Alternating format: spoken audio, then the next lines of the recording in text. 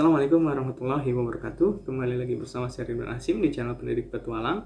Di konten mengedukasi ketiga ini, saya ingin berbagi tentang perbedaan pendapat, perbedaan pandangan yang kerap kali terjadi di masyarakat.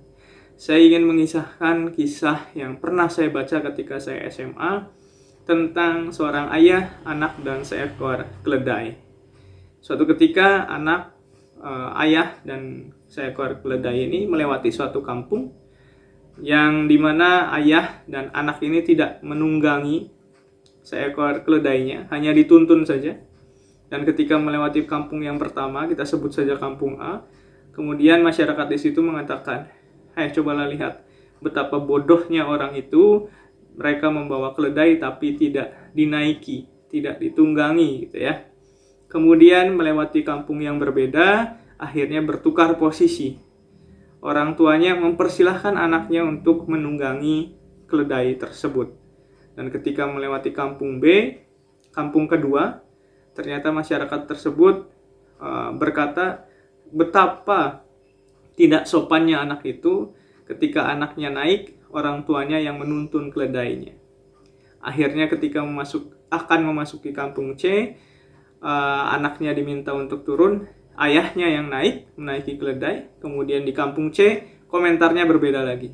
Lihatlah betapa tidak memiliki rasa kasihan terhadap hewan. Keledai yang begitu kecil dinaiki oleh ayahnya.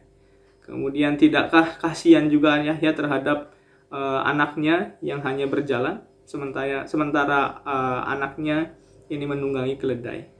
Nah, dari tiga hal tersebut, kita mengetahui bahwa memang segala sesuatu pasti memiliki perbedaan dan cara pandang di dalam masyarakat. Dan perbedaan adalah sesuatu yang wajar, sesuatu yang lumrah, suatu keniscayaan, sesuatu yang pasti terjadi. Sehingga ketika kita mengharapkan satu persamaan pendapat, itu sesuatu yang tidak mungkin di alam kehidupan kita yang serba berbeda ini.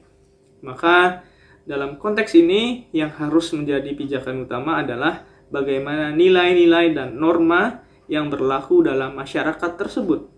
Karena kita jangan lupa bahwa ada pepatah atau peribahasa di mana bumi dipijak, di situ langit dijunjung.